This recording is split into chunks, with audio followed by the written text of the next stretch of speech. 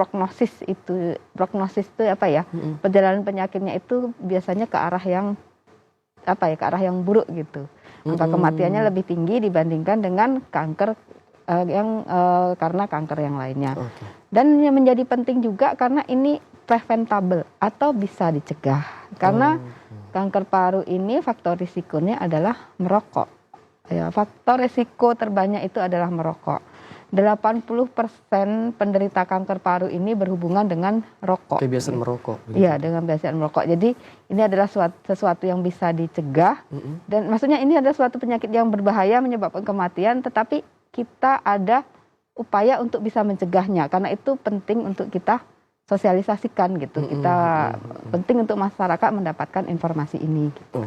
Oke, baik. Maka dari itu dunia memperingati Hari Kanker Paru Sedunia untuk mensosialisasikan bagaimana kesehatan paru dan berhubungan dengan kebiasaan buruk mungkin itu merokok. Iya, awareness atau kewaspadaannya. Gitu. Oke, Dok, sejauh mana sih Dok upaya dari pihak-pihak kesehatan begitu Dok untuk mensosialisasikan bahayanya kanker paru ini terhadap kesehatan dan berakibat kematian, kemudian dengan hubungannya dengan budaya merokok begitu Dok? Iya, sebenarnya ya untuk budaya merokok sendiri kan sebenarnya sudah banyak upaya ya, bahkan masuk di negara kita ada Germas, itu salah satunya adalah tidak merokok ya, gerakan masyarakat hidup sehat itu salah satunya adalah ya mengurangi masyarakat yang merokok gitu. Karena kita termasuk 5 besar ya jumlah perokoknya di Indonesia gitu ya. Maksudnya lumayan tinggi juga perokok kita gitu. Jadi itu mungkin ya sekarang yang merokok masih muda-muda itu masih belum gitu. Tapi makin lama itu akan menjadi beban ya, beban bagi kesehatan masyarakat gitu dengan berbagai penyakit yang berhubungan dengan merokok. Kanker paru ini hanya salah satunya. Sebenarnya penyakit-penyakit lain berhubungan dengan merokok itu banyak. Kanker paru ini adalah salah satunya dan kalau terkena cukup berat gitu kondisinya. Nah Dok, kita kan seperti dokter katakan tadi bahwa banyak mungkin dari generasi muda kemudian tanpa menang generasi mungkin Dok. Budaya merokok ini sudah begitu banyak di masyarakat. Itu cara kita untuk dalam pencegahan itu sudah bagaimana sebenarnya Dok? Iya. Pertama tentu memasukkan ya tidak merokok itu menjadi salah satu gaya hidup, itu salah satu ya untuk mendekati generasi muda ya. Generasi muda itu kalau dikasih tahu jangan gitu biasanya tidak, tapi kalau kita mensosialisasikan itu adalah salah satu gaya hidup sehat yang layak untuk kita contoh dan kita jalani gitu mungkin bisa ya. Kemudian juga kita mungkin Pemda juga bekerja sama dengan Kementerian Kesehatan dan lain-lainnya itu membuat ruang-ruang bebas rokok gitu ya, maksudnya tempat-tempat ya banyak perda sebenarnya sudah mengatur ya, seperti di rumah sakit itu kan berdasarkan perda tidak boleh merokok, di tempat pendidikan sekolah seperti itu. Kemudian ya di tempat-tempat umum sudah mulai banyak ya ruang-ruang yang bebas rokok gitu. Ya mungkin itu yang perlu digalakkan ya. Kemudian juga mungkin dengan pengaruh sekarang mungkin dari influencer itu kalau mungkin bisa dipakai ya untuk salah satu caranya ya, mungkin bukan satu-satunya. Tetapi yang jelas untuk pemerintah tentu harus memberikan aturan yang tegas gitu ya. Memberikan ruang-ruang bebas rokok, kemudian memberikan haknya pada semua warga ya untuk dapat menghirup udara yang sehat, bersih. Itu adalah hak semuanya. Kemudian ya untuk perokok mungkin mulai dibatasi. Kemudian mungkin juga distribusi rokok ini mungkin yang masih sangat susah di Indonesia ya. Kita bisa membeli rokok itu dengan ketengan satu biji itu mungkin perlu ada regulasinya, karena kalau kecil-kecil seperti itu dengan uang jajan yang sedikit anak-anak generasi muda bisa merokok. Dan kemudian kalau kita nggak salah untuk harga itu sudah dinaikkan juga, tapi yang konsumsi itu masih tetap berjalan begitu. Ya, karena itu tadi pertama ya bisa distribusinya itu mungkin kurang semua orang tuh bisa membeli rokok gitu. Kemudian tidak seperti di luar negeri kan harus pakai KTP ya. Kalau sekarang kita kan anak-anak bisa ya. Bebas saja juga ya. Kemudian juga mungkin ada yang bagus dari beberapa Pemda sudah tidak ada iklan rokok besar-besar di ruang publik itu mungkin publik. Ya. Itu sudah mulai sudah mulai ada beberapa Pemda ya, itu sangat bagus sekali ya. Dan karena ya juga dari berbagai penelitian didapatkan ternyata bagaimana dia tahu rokok itu ya salah satunya dari iklan gitu ya. Kemudian juga pembatasan iklan rokok, memberi peringatan di bungkus rokoknya itu juga sangat penting. Dok, seberapa tingkat keparahan kanker paru disebabkan rokok itu seperti apa sih, Dok? Yang paling parah yang pernah dokter temui begitu, Dok? Ya, kanker paru itu ya kalau sudah berat ya bisa sampai sakit berat, gagal nafas dan meninggal gitu ya. Tapi mungkin gejala awalnya sebenarnya sudah lama ya, tapi mungkin tidak begitu diperhatikan gitu. Karena hampir 90% pasien kanker paru yang datang ke kami itu adalah pada stadium lanjut ya. Kalau stadium lanjut itu ya mungkin ya sudah tidak bisa dioperasi lagi, sudah non operable, tidak bisa diangkat lagi. Mungkin hanya terapi-terapi dengan diberikan radiasi atau diberikan kemoterapi gitu. Dan itu juga ya hasilnya ya mungkin ya itu membantu ya dengan terapi yang sekarang ada itu. Tapi untuk meningkatkan harapan hidupnya sampai 5 tahun, 10 tahun itu sepertinya masih belum ya. Untuk 5 tahun saja itu bisa dikatakan minim, Dok ya? Iya. Kecil kemungkinan untuk untuk bertahan hidup. Ketika sudah datang biasanya udah stadium lanjut ya 3 atau 4 itu kadang ya memang dengan segala upaya yang bisa kita lakukan ya dengan kemoterapi, dengan terapi target yang terbaru pun gitu ya. Ya memang membantu tetapi ya untuk benar-benar habis kankernya itu ya tidak bisa bersih gitu. Dok, berarti kalau yang dokter katakan tadi bahwa yang datang, pasien yang datang itu sudah di stadium lanjut, otomatis ada gejala awal yang tidak diketahui oleh si pengkonsumsi rokok gitu, Dok? Iya, biasanya sebenarnya ya mungkin screening itu kita belum menjadi suatu suatu budaya, maksudnya.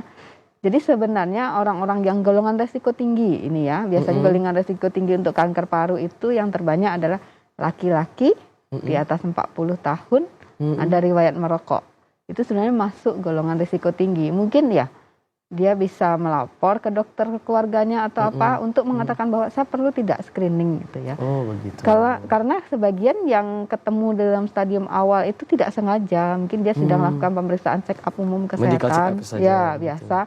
Ternyata dari ketahuan dari ronsennya masih ada kecil suatu tumor atau apa, itu mungkin lebih bagus ya. Dari berbagai kepustakaan menyebutkan dengan diagnosis dini itu ya mengurangi angka kematian sampai 20% gitu. 20%. Cukup membantu juga dalam artian kesadaran kita yang mungkin sudah ada kebiasaan mungkin merokok, mungkin harus melakukan kesadaran diri untuk datang ke rumah sakit, lakukanlah screening gitu deh. Iya, penapisan dini gitu, siapa tahu kemungkinan ada ya. Gitu. Oke.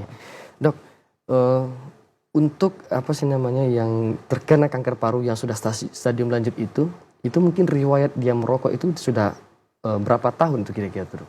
Kalau kita menghitung akumulasinya ya, kita biasanya sebagian besar itu kita pakai ada menghitung rata-rata batang per hari dikalikan dengan tahun. Misalnya kita perokok itu rata-rata merokok 20 batang per hari selama kurang lebih misalnya 20 tahun. Jadi misalnya 20 kali 20, 400 itu termasuk dalam kategori perokok sedang. Itu sudah berisiko tinggi.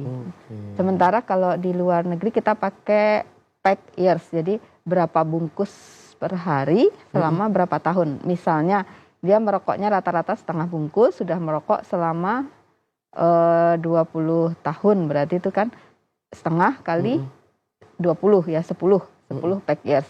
Jadi mereka biasanya perokok itu yang sudah di atas 10 pack years itu ya, 10 bungkus merokok rata-rata 1 bungkus selama 10 tahun itu memang sudah berisiko tinggi. Itu yang hitungannya akumulasinya itu 1 bungkus 1 hari. Rata-rata perharinya berapa bungkus. Dan kadang kalau kita ketahui untuk 1 bungkus 1 hari itu jarang juga sih, Dok. Kebanyakan mungkin rata-rata mungkin sudah 2 bungkus. Ya, itu lebih lebih besar resikonya gitu. Okay. Dok, itu nanti kan kita udah melakukan screening. Kemudian mungkin ada ketemu gejala awal diketahui. Terus langkah apa sih, Dok, yang akan diberikan kepada pasien yang seperti itu? Tapi, Dok, kita tahan dulu pertanyaan kita ini, dan pemirsa Ayo Hidup Sehat dimanapun Anda berada yang berbahagia, dan tetap bersama kami dalam Ayo Hidup Sehat.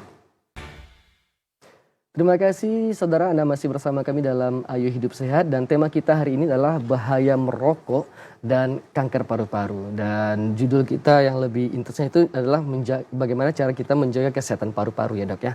Dan kita juga mengajak pemirsa yang ada di rumah untuk berdialog interaktif bersama kami di studio di line telepon 0751 463133 untuk yang berada di luar Kota Padang dan 463133 untuk yang berada di dalam Kota Padang. Dan kita lanjutkan pembicaraan kita dengan Dr. Rusilawati, spesialis paru. Dok, tadi Faru bertanya sebelum kita jeda iklan tadi, kalau orang penderita itu pasien pas screening, pas melakukan check up, kemudian diketahui ada yang kecil mungkin ada gejala awal. Langkah apa yang akan diberikan kepada pasien yang seperti itu dok? Gitu. Ya, pertama tentu kita pastikan ya apakah itu kelainannya ya. Kalau memang itu kemungkinan adalah suatu kanker, kalau masih kecil itu masih bisa diangkat. Jadi masih bisa dioperasi, masih bisa diangkat. Harapan hidupnya lebih baik dibandingkan yang sudah terlalu besar. Kadang sudah terlalu besar, pasiennya sudah sesak, sudah batuk darah, sudah sesak nafas, ya dari dari dadanya sudah dikeluarkan banyak cairan seperti itu. Itu berarti biasanya angka harapan hidupnya sudah tidak terlalu bagus ya. Tapi kalau ketemu kecil dan bisa dioperasi, diangkat bersih ya, biasanya ya selanjutnya lebih bagus kondisinya gitu. Dok, yang penderita kanker paru ini kondisi parunya ketika dia terkena kanker itu bagaimana sih kondisinya dok? Kalau ketika terkena kanker itu adalah suatu daging tumbuh tumor ya. Jadi jaringan tumbuh yang tidak terkendali. Ya, kondisinya bisa macam-macam ya. Apabila dia di dekat saluran nafas, ya tumbuh ke dalam saluran nafas, pasiennya biasanya akan sesak dan batuk darah. Ya batuk darah ya, kadang banyak batuk darahnya. Kalau tumbuhnya sampai ke ke pinggir gitu ya, dia bisa merangsang untuk terbentuknya cairan yang banyak. Jadi pasiennya sesak juga dia, tiba-tiba sesak gitu. Karena cairan tadi yang menyempit ke paru-paru begitu. Iya, merendam paru-parunya, merendam parunya sampai penuh, kemudian ketika dikeluarkan keluar cairan banyak seperti itu. Atau kalau dia menyebar kemana-mana bisa tumbuh di tulang belakang. Itu tumbuh di tulang belakang biasanya ketahuannya kakinya tiba-tiba lemah, tidak bisa digerakkan atau bahkan sudah lumpuh seperti itu. Tahu-tahu dia kakinya lumpuh, tapi setelah diperiksa ternyata ada penyebaran tumor yang berasal dari paru. Dan itu disebabkan oleh rokok tadi dok? Ya, sebagian besar ya. Sebagian besar kanker paru itu berhubungan dengan rokok sekitar 80% ya. Meskipun ada sekitar 20% juga ya pasien terdiagnosis dengan kanker paru tetapi tidak ada riwayat merokok. Tapi dari yang 20% itu beberapa diantaranya dia tinggal dengan orang yang merokok. Pasif berarti dok? Rokok pasif bukan? Itu kita istilahnya bukan pasif karena dengan istilah pasif itu disalahgunakan oleh perusahaan rokok. Jadi kalau merokok pasif berbahaya ya sudah jadi perokok aktif aja. Itu yang diselewengkan. Ya. Itu juga kita dengar tengah masyarakat. Iya, jadi sebenarnya itu istilahnya bukan perokok pasif ya. Kalau kita istilahnya dalam bahasa Inggris itu second hand smoking. Jadi kena asap dari orang lain yang merokok. Atau kalau kita terpapar asap rokok dari lingkungan. Ya, ternyata yang ada sekitar 20% ya kebanyakan perempuan yang terkena terkena kanker paru tapi tidak ada riwayat merokok. Setelah ditelusuri ternyata beberapa diantaranya mempunyai partner atau suami yang perokok. Jadi ternyata suami perokok juga meningkatkan risiko untuk perempuan terkena kanker paru itu lebih tinggi dibandingkan mereka yang suaminya bukan perokok. Oke, baik. Dok, itu kan kita ketahui banyak cukup tinggi yang perokok di Indonesia. Kata dokter tadi nomor 5 di dunia. Bukan nomor 5, saya lupa itu nomor 3 atau apa. Tapi yang jelas dia masuk 5 besar. 5 besar, oke. Ya. Dok, langkah apa sih yang kita lakukan dalam artian mungkin langkah pencegahan kalau untuk mengantisipasi yang belum nih, yang kena jangan sampai lah ini dikasih penyuluhan kayak begini. Bagi yang udah terbiasa, dalam kebiasaan itu cara kita memberikan penyadaran lah mungkin dok begitu. Iya. Ternyata berhenti merokok tanpa bantuan dari tenaga profesional itu ternyata susah ya. Keberhasilannya hanya sedikit ya, mungkin di bawah 10%. Dengan kita pergi ya ke apa ya, ke profesional ya, seperti di M Jamil sebenarnya sudah ada klinik berhenti merokok namanya. Oh, ada Ya, tempatnya. klinik berhenti merokok. Di situ kita bisa berkonsultasi ya. Karena ya berhenti merokok itu bukan suatu perkara yang mudah ya. Bahkan ada efek sampingnya ya. Apa tuh, Dok? Terutama Kalau yang harus diawasi adalah obesitas. Karena beberapa yang oke. berhenti merokok itu ternyata dalam Berpengaruh untuk nafsu 8 makan. ya, dalam 8 bulan pertama itu naik berat badannya bisa naik sampai sekitar 10 atau 20%. Itu yang harus diantisipasi sehingga perlu bantuan profesional. Kemudian juga dari klinik itu kita juga menilai apakah cukup berhenti merokoknya dengan misalnya dengan kondisinya kan kita dinilai dulu bagaimana profilnya ya, profilnya merokoknya itu apakah hanya untuk stres, untuk achievement atau memang sudah apa namanya sudah Jadi kebutuhan kecanduan sehari-hari ya. Itu kita nilai dulu. Kemudian beratnya juga kita nilai. Setelah itu dokter akan mempertimbangkan apakah ini cukup dengan konsultasi saja ataukah sudah perlu bantuan obat. Ya, misalnya kita pakai obatnya. Pakai misalnya nikotin replacement terapi. Karena dari rokok itu kan nikotinnya itu yang akan yang bikin dapat rasanya itulah, Dok, menyebabkan kecanduan ya, dari kecanduannya itu. Jadi perlu kalau dia kecanduan itu berarti kan memang sudah bukan hanya sekedar pengen berhenti aja gitu yang diperlukan. Jadi saraf-sarafnya di kepalanya itu perlu suatu replacement terapi gitu. Jadi nanti di replacement terapi, jadi biasanya reseptor tuh yang menerima nikotin akan diberikan zat lain ya yang akan memberikan efek yang hampir sama. Kemudian pelan-pelan dikurangi. Jadi ada tahapan yang perlu diikuti itu. Jadi disitulah bantuan profesional itu apakah cukup kalau misalnya perokok ringan mungkin cukup dengan konseling saja. Mungkin sama berbagi cerita begitu deh ya. Mungkin dapat pengarah-pengarahan dan dilakukan dalam kehidupan sehari-hari mungkin insya Allah bisa berhenti begitu ya. Tapi kalau yang sudah berat sudah ada apa ya namanya adiksi itu tentu sangat sulit. Oke. Luar biasa juga sih dalam artian cukup parah juga untuk berhenti pun dalam artian mungkin dia memulai itu awalnya mungkin coba-coba. Iya. Habis itu kecanduan dan cara berhentinya pun luar biasa susahnya begitu deh ya. Iya. Memang cukup susah berhenti merokok terutama yang sudah kecanduan berat. Ya itu. Dok, ini Dok. Selain mungkin apa sih namanya yang sebelum dia kena kanker paru, ada nggak Dok gejala-gejala kecil mungkin yang mungkin tanpa harus di screening tapi dia merokok nih. Tanpa harus di screening dulu ada mungkin bisa mengarah ke kanker paru, ada nggak Dok? Ada ya, misalnya para ya. perokok itu. Jadi pertama kita juga menilai diri kita. Apakah Anda perokok yang tadi ya sekitar 1 bungkus per hari selama 10 tahun.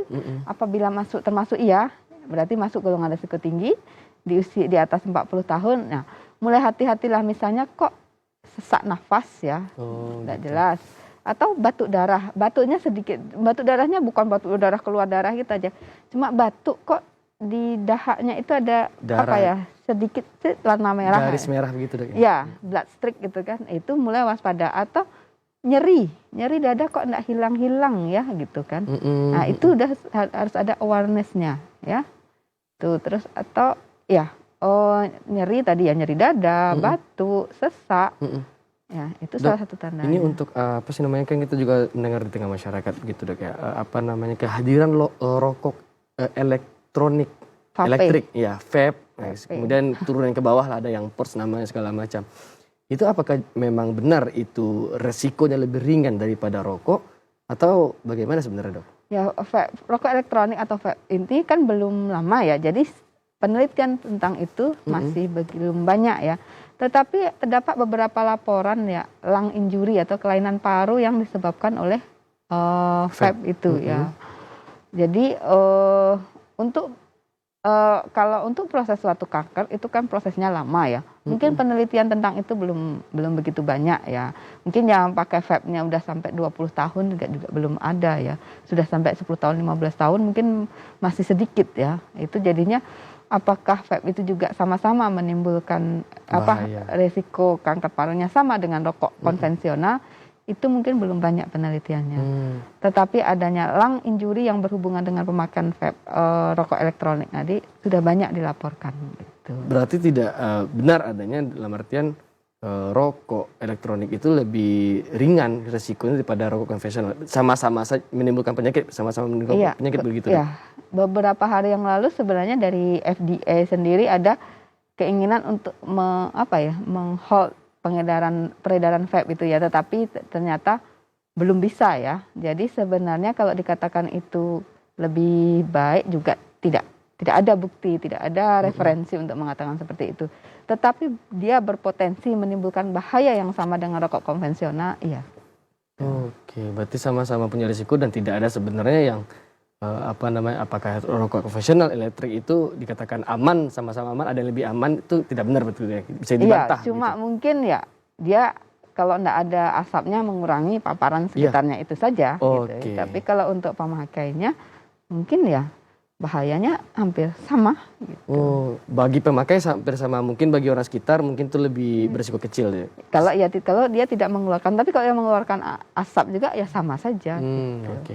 Dok, himbauan ataupun edukasi dini yang bisa diberikan kepada perokok yang taruhlah yang sudah edik tadi dok, yang udah kecanduan tadi, itu seperti apa sih dok? Yang mungkin yang bisa diberikan melalui pihak keluarganya, dari dokter ke pihak keluarganya nih untuk menunjang pengobatan kita di rumah sakit gitu loh dok. Kalau yang sudah adiksi ya, pertama itu ada keinginan dulu untuk berhenti merokok. Jadi setelah keinginan tentu nanti kita bisa akan rank bagaimana sih kita akan berhenti merokoknya. Nanti dokter akan mendampingi apakah merokoknya langsung berhenti ya. Jadi cara berhenti merokok itu banyak, ada yang langsung berhenti, ada yang dikurangi misalnya seharinya tadinya 15, jadi besok paginya jadi 12, kayak seperti itu sampai 0. Atau ada juga yang menaikkan dari waktu bangun tidur. Biasanya kan bangun tidur langsung merokok. Yeah. Ini dinaikkan sejam, besok paginya 2 jam gitu. Tetapi cara yang paling mudah untuk berhenti, yang paling berhasil ternyata adalah yang memang langsung berhenti. Langsung berhenti itu beberapa memang angka keberhasilannya lebih tinggi. Mungkin kita ingin tahu juga sih dok, dari pasien yang datang ke dokter, ini mungkin sebagai motivasi juga bagi kita dan pemirsa di rumah, keinginan mereka untuk berhenti itu motivasinya apa sih dok? Dari yang dokter temui di lapangan. Kebanyakan karena sudah sakit. Oh, karena sudah sakit. Karena sudah sakit, karena sudah sesak nafasnya. Ya sudah naik tangga, sudah tidak sanggup lagi berjalan 10 meter sudah sakit, atau sudah batuk darah, sudah apa, itu kebanyakan ya berhenti merokok. Ya memang sangat jarang sekali ya ditemukan yang memang dia masih baik-baik saja terus datang kucuk-kucuk ke rumah sakit, ya saya mau minta berhenti merokok, itu sangat jarang ya. Biasanya memang yang paling mudah itu yang tadi yang sudah sakit ya, sudah sakit itu ya tanpa diminta akhirnya sudah tidak sanggup lagi dia merokok gitu. Oke, karena udah efek yang mungkin membuat dia jerah dok ya, akhirnya kepikiran untuk berhenti ngerokok tapi nggak tahu bagaimana caranya, akhirnya konsultasi lah sama dokter gitu. Iya, tapi kan sudah sakit dulu akhirnya dia berhenti merokok. Oke, baik dokter, kita tahan dulu pembahasan kita, dan pemirsa Ayo Hidup Sehat yang berbahagia tetap bersama kami dalam Ayo Hidup Sehat.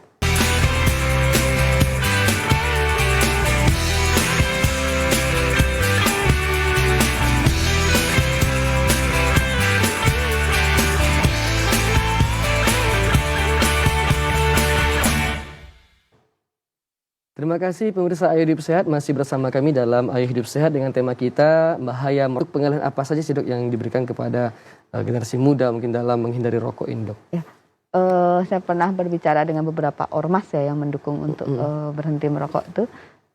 Untuk tidak merokok itu dijadikan gaya hidup itu sesuatu yang keren kalau tidak merokok. Jadi kalau misalnya kita larang atau tentu susah ya, tetapi ketika itu dijadikan suatu gaya hidup, biasanya generasi muda akan lebih tertarik ya. Gaya hidup sehat, tidak merokok, kemudian juga hobi ya. Mungkin kalau dialihkan anak muda itu menekuni hobinya, itu lebih bisa teralihkan gitu kan. Hobi, kemudian juga hobi, kemudian juga kan dari Germas ada juga olahraga ya. Mungkin dengan olahraga itu kita bisa lebih menekankan untuk tidak merokok ya. Atau beberapa yang ingin ada pencapaian prestasi tentu tidak mungkin dicapai dengan perokok. Sangat jarang sekali kan kita melihat atlet itu merokok gitu ya.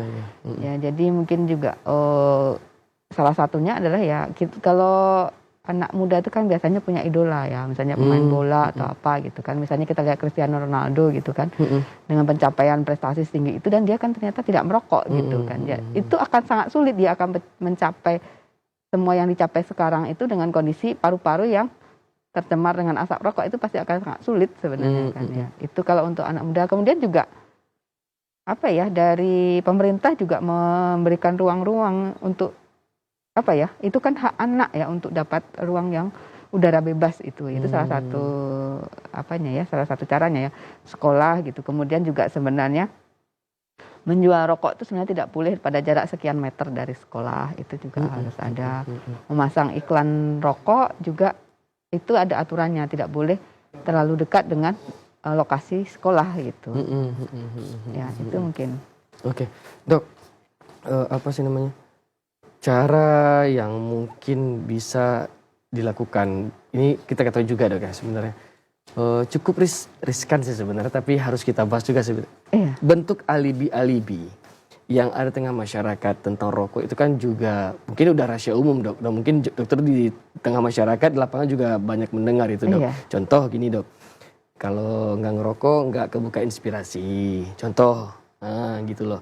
Kemudian tidak bersemangat, tidak bergairah, tidak segala macam, dalam artian banyak hal-hal yang dikaitkan dengan rokok yang berefek positif bagi dia sebenarnya. Nah, itu bagaimana secara kita untuk melakukan, mungkin membantah itu Dok? Ya, itu sebenarnya bukan sesuatu yang dibantah ya, itu adalah profil perokok. Jadi ternyata pernah mahasiswa saya melakukan penelitian ya untuk di mahasiswa di salah satu perguruan tinggi ya jurusan teknik. Ternyata alasan merokok itu sebagian besar adalah stress relief. Stress relief yaitu untuk untuk melepaskan stresnya ya, karena mungkin dia mahasiswa ya. Mengalihkan stres. Iya, mengalihkan stresnya untuk tugasnya banyak, tuntutannya banyak ya. Salah satunya itu. Jadi ternyata yang terbesar itu profilnya ya, penyebabnya atau motivasinya merokok itu ternyata stress relief ya. Itu pada mahasiswa, stress relief dan pergaulan. Ya. Jadi dengan mengetahui itu penelitian itu, tentu stress reliefnya itu mungkin ya pada pihak kampus atau apa bisa memberikan program-program yang membantu ya, maksudnya mengurangi stres pada mahasiswanya gitu ya. Jadi ketika orang mengatakan saya jadi tidak ada inspirasi, mengapakan jadi stres saja kalau tidak merokok. Memang itu sebagian besar ya motivasi dari dari motivasi dari perokok ya. Kami juga pernah melakukan survei di waktu pengunjung hari bebas kendaraan bermotor. Ya memang itu stress relief, pergaulan sebagian besar ya. Dok, bahaya merokok yang mungkin tidak kalau kanker paru kan harus di screening, di ronsen dulu begitu. Kalau yang terlihat mungkin dari luar secara fisik itu ada nggak Dok? Yang mungkin yang berakibat ngeri juga seperti kanker paru gitu Dok, dari bahaya merokok ini. Kalau sudah berat semuanya juga dilihat langsung kelihatan ngeri, mau kanker paru atau mungkin salah satunya adalah penyakit PPOK ya, penyakit obstruksi kan, dia sesak. Dilihat aja juga dia jalan 2 langkah juga udah ngos-ngosan gitu ya. Jadi kalau sebenarnya selain kanker paru juga bisa misalnya kanker di mulut, di lidah ya, semuanya juga bisa kena kanker dan bisa langsung dilihat gitu. Sementara kanker paru sendiri kalau sudah berat juga terlihat dari luar gitu kan, apakah mukanya, kadang beberapa datang dengan mukanya sembab, lehernya sembab, tangannya bengkak, ya seperti itu. Jadi kalau sudah parah semuanya juga bisa dilihat secara langsung gitu. Secara fisik begitu ya. Tetapi kalau memang belum parah ya tentu saja tidak terlihat. Semua penyakit juga semua penyakit juga seperti itu, ketika masih ringan juga tidak kelihatan sakitnya. Oke, dan luar biasa juga sih sebenarnya efek dari ngerokok, dalam arti tidak hanya kanker paru yang mungkin kalau kanker paru katanya mungkin masih terlindung dalam nih begitu. Tapi ternyata ada kanker mulut juga, kemudian kanker lidah juga tadi Dok yang katakan. Bisa juga. Dia meningkat juga risikonya pada perokok. Gitu. Oke Dok, mungkin apa sih Dok bentuk kalau untuk orang tua nih Dok, yang mungkin bagaimanapun orang tua kan menjadi acuan, teladan lah mungkin bagi anak, walaupun dia tidak mengatakan kamu ngerokok lah, tapi dalam artian mungkin dalam kebiasaan dia itu sudah mentransfer begitu loh dok kepada anak. Itu cara pencegahan yang dilakukan ataupun hal-hal edukasi yang diberikan bagaimana dok? Iya, itu kita perlu apa ya? Ketika dia menjadi orang tua berarti ada anak yang jadi tanggung jawabnya ya. Ternyata di beberapa penelitian menyebutkan bahwa adanya anggota keluarga yang merokok meningkatkan angka ISPA pada balitanya. Pada balita yang tinggal di rumah tersebut ya. Keluarga yang merokok itu tidak harus ayahnya ya. Bisa orang lain yang tinggal di rumah itu. Ternyata anak balitanya lebih mudah terkena ISPA gitu, lebih mudah ya. Kemudian lebih berbahaya lagi kalau anaknya ada yang kebetulan dia ada bawaan untuk menderita asma ya. Itu ternyata beberapa mengatakan obatnya sudah dari dokter diminum. Kamar anaknya sudah dibersihkan. Ternyata lupa satu, ayahnya masih merokok. Jadi anaknya tuh masih bolak-balik juga ke IGD karena sakit. Kan kasihan ya itu sebenarnya ya. Ketika menjadi orang tua tentu ada tanggung jawab ya untuk menjadi apa ya contoh. Kemudian juga menyediakan lingkungan yang sebaik mungkin untuk anak itu tumbuh dan berkembang. Gitu. Jadi ya memang motivasi saja, tetapi memaksa tentu tidak mungkin. Tidak mungkin ya. Gitu. Dok, dari yang melakukan usaha ingin berhenti merokok gitu dok. Ya. Kemudian seberapa besar sih dok yang berhasil untuk berhenti begitu dok, yang dari dokter lihat di lapangan sampai saat ini? Dari berbagai laporan ya yang berhenti itu mungkin kurang, tanpa bantuan dari profesional ya itu mungkin kurang dari 10% berhasil. Tapi dengan bantuan itu bisa meningkat sampai ya lebih dari 10% sampai 20% ya dengan bantuan dari tenaga kesehatan ya, pendampingan tadi kan. Dia ada nanti yang paling penting itu adalah menyusun bagaimana rencana berhenti merokoknya itu yang kemungkinan sesuai untuk kliennya, untuk orang yang, karena merokok tidak bisa kita katakan dia sakit ya, bukan pasien ya. Kita jangan jadi kadang menyebutnya klien ya. Bukan berarti orang yang merokok berarti dia sakit nih gitu ya. Kadang yang paling bagus seperti itu, belum sakit dia sudah pengen berhenti merokok ya. Itu jadinya untuk orang tersebut, untuk individu tersebut apa sih metode yang paling bagus itu nanti dia akan dibantu oleh tenaga profesional itu. Gitu. Oke. Dok, ini kan dah yang berhenti dok, dalam artian ada nggak dok yang bolak-balik begitu dok? Yang ini dah berhasil berhenti mungkin 1 tahun 2 tahun kemudian kembali lagi. Sering banyak ditemukan itu. Sering dok. Iya. Salah satunya ya mungkin kalau dia masih di lingkungan yang sama, ya bagaimana juga kita tidak mungkin menyuruh orang meninggalkan lingkungan sehari-harinya sepenuhnya ya. Kadang ya kalau dia terpapar lagi dengan lingkungan yang membutuhkan merokok atau ada kondisi-kondisi yang seperti stres atau apa yang membuat ya keinginan dia merokok itu timbul kembali. Gitu.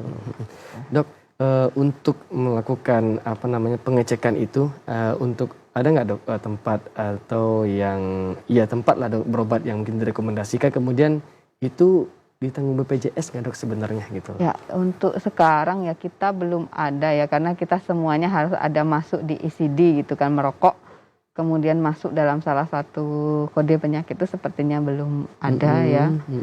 Tapi kalau usaha berhenti merokoknya itu kemudian sebenarnya ada, bisa menjadi salah satu salah satu bagian dari konsultasi gitu. Tapi untuk obat, ketika memerlukan obat mungkin ya memang belum ditanggung oleh BPJS. Obat-obat ya seperti nikotin replacement terapi ya, nikotin ya diberikan yang ditempel, jadi karena sudah ada nikotin masuk jadi kita tidak perlu merokok lagi, seperti itu mungkin belum. Kemudian ada beberapa obat ya pengganti nikotin yang berfungsi sama, dia menempati reseptor yang sama di otak kita. Nah, itu sepertinya mungkin belum masuk untuk bisa diklaimkan ke BPJS ya. Oke. Dok, yang terkena penyakit karena merokok kemudian sadar itu didominasi oleh usia yang lanjut atau anak muda, dok? Sebagian besar adalah usia lanjut ya, tapi beberapa anak muda yang mungkin penyakit paru yang infeksi atau apa, akhirnya secara sadar mereka berhenti karena mungkin ketergantungannya belum tinggi ya. Jadi misalnya ada yang terbanyak misalnya di rumah sakit dia kena TBC ya, usia muda, kemudian secara sadar dia, karena dengan adanya TBC, dengan adanya rokok, akhirnya 2 yang merusak parunya, itu kan akhirnya setelah dia berobat untuk TBC-nya dengan kesadaran sendiri dia juga berhenti merokok karena dia tidak mau membebani parunya lagi lebih rusak. Karena masih muda ya, jalan hidupnya masih panjang itu biasanya kan. Jadi beberapa ada yang anak muda ya, yang terkena penyakit infeksi atau apa, kemudian ya akhirnya merokoknya juga berhenti. Gitu. Oke, Dok, selain penyakit ada nggak Dok motivasi lain yang mungkin bisa memotivasi kita juga? Karena nggak harus sakit juga untuk berhenti, mungkin ada motivasi lain yang bisa memberikan kesadaran bagi kita bahwa saya harus berhenti merokok nih. Ada nggak Dok sebenarnya? Motivasi ekonomi, karena seperti tadi ya, rokok kan sekarang dengan cukai makin dinaikkan kan, makin dinaikkan harganya makin mahal ya, karena ada survei dulu untuk survei rumah tangga ya, ternyata apa yang akan Anda kurangi ketika harga rokok meningkat? Ternyata banyak yang menjawab susu anak. Ya, itu kan agak parah ya? Juga. Parah. Ya, jadi mungkin motivasi ekonomi. Ya, kemudian motivasi tadi gaya hidup ya. Ketika banyak mungkin ya idola kita atau apa itu tidak merokok, ya bisa untuk anak muda gaya hidup. Kemudian motivasi untuk hidup lebih mudah karena sekarang perokok kan makin dipersulit. Di airport tidak boleh merokok, di pesawat tidak boleh merokok. Nah, itu ya.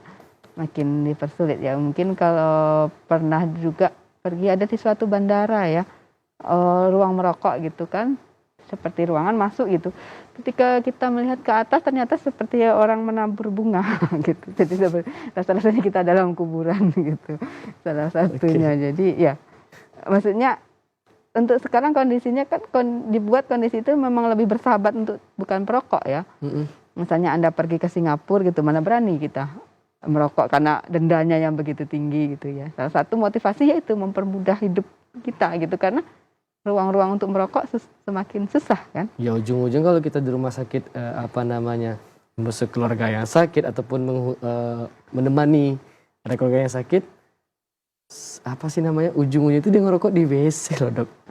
Ada yang seperti itu sampai di toilet seperti itu sebenarnya. Ya, kita harus sadari juga bahwa kegiatan pemerintah ataupun usaha pemerintah ini juga sudah maksimal juga sih sebenarnya untuk memberikan berhenti merokok gitu loh Dok ya. Mempersulit hidup orang-orang merokok, mungkin dari segi ekonomi, kemudian dari akses yang bisa mereka gunakan untuk fasilitas merokok begitu Dok ya. Dok, mungkin dokter bisa memberikan apa sih namanya himbauan yang mungkin pada kita semua, generasi semualah, tua, generasi muda, kemudian mungkin anak-anak yang mungkin berisiko terkena apa sih namanya rokok ini, kemudian yang pastinya terkena kanker paru-paru, apa sih Dok yang bisa kita pelajari gini Dok untuk hari ini?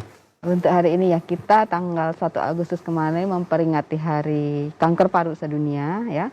Kanker paru ini sekarang makin meningkat prevalensinya, dan angka kematiannya itu tertinggi dibandingkan jenis kanker lain ya. Penyebab utama kematian karena kanker di dunia ini adalah kanker paru. Kita harus ingat bahwa kanker paru itu faktor resiko utamanya adalah merokok. Merokok adalah sesuatu yang bisa, maksudnya ini adalah sesuatu yang preventable, bisa dicegah gitu ya.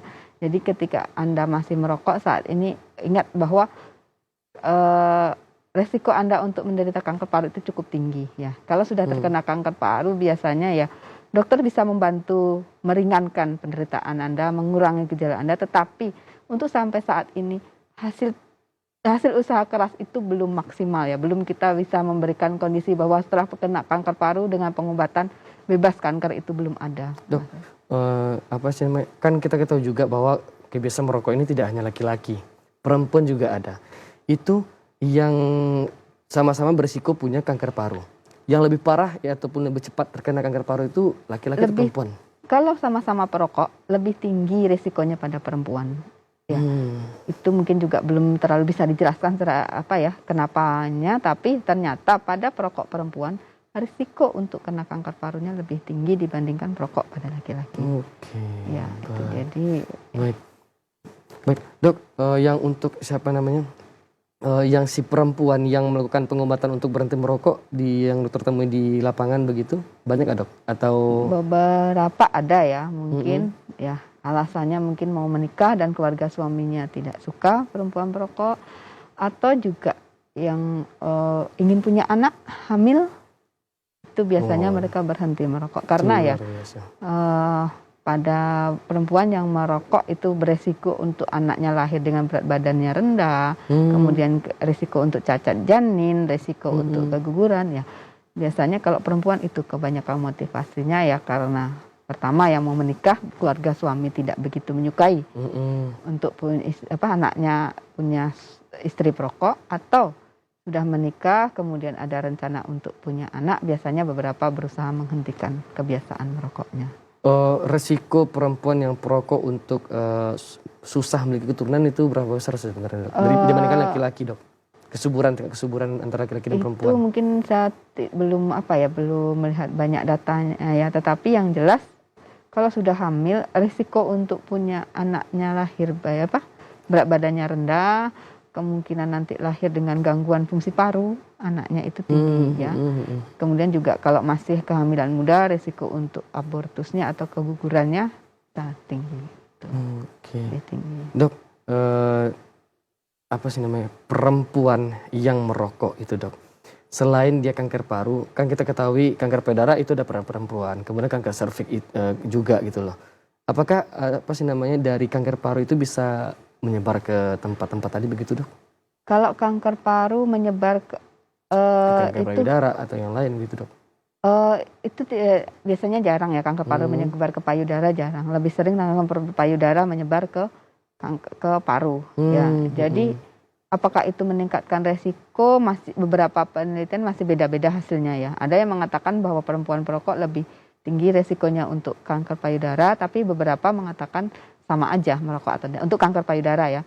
Tetapi untuk kanker paru memang resikonya lebih tinggi gitu. Bahaya merokok bagi perempuan apakah hanya bisa nggak ada beresiko terhadap kanker yang paling ngeri pada perempuan itu kan payudara sama serviks. Itu bisa ya itu tadi terindikasi karena rokok juga nggak, Dok? Masih beberapa penelitian masih beda-beda hasilnya. Jadi kita belum mengatakan bahwa risiko utamanya itu tidak.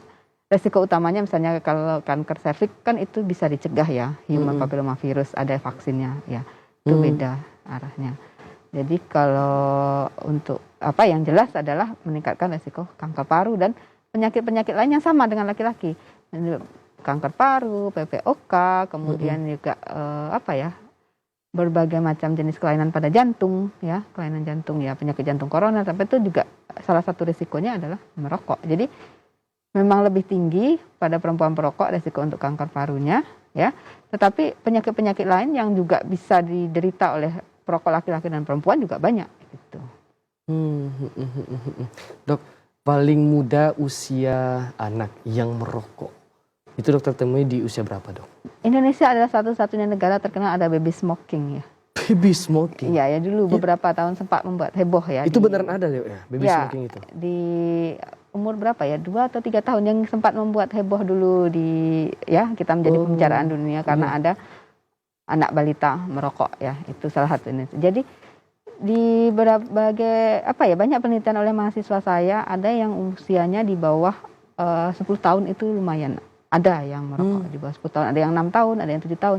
Mereka dengan ada survei dari WHO, mereka menggunakan penelitian itu, menggunakan kuesioner itu, Global Tobacco Youth itu menemukan yang mulai pertama kali merokok itu di usia sekitar 6 tahun, 7 tahun itu ada. Luar biasa. Dan luar biasa, Dok, ya, bahwa kita ketahui juga bahwa bahaya merokok itu tidak hanya bagi laki-laki yang mungkin banyak ya dengan budaya merokok, tapi perempuan juga lebih berisiko tinggi juga karena rokok ini. Dan bahkan di Indonesia, kata dokter tadi, ada baby smoking. Kemudian ini harus kita juga waspadai juga, jangan sampai terjadi lagi begitu, Dok ya. Dan pemirsa, mari bersama kita gerakan jangan jadikan rokok itu sebagai gaya hidup, kemudian dan sebagai hidup sehat itulah gaya hidup sebenarnya, begitu, Dok. Tidak merokok itu adalah suatu gaya hidup. Oke, tidak merokok adalah suatu gaya hidup. Dan terima kasih kita ucapkan kepada dokter yang telah memberikan edukasi yang luar biasa bagi kita semua, dan semoga ini bisa menjadikan inspirasi bagi kita dan bisa memberikan hikmah dan pelajaran bagi kita agar bisa menjadi lebih sehat dan lebih baik ke depannya. Akhir kata, Saya Muhammad Irhas Fakhrin mewakili kerabat kerja yang bertugas mengucapkan terima kasih atas kebersamaan Anda. Assalamualaikum warahmatullahi wabarakatuh. Selamat sore dan sampai jumpa. Salam.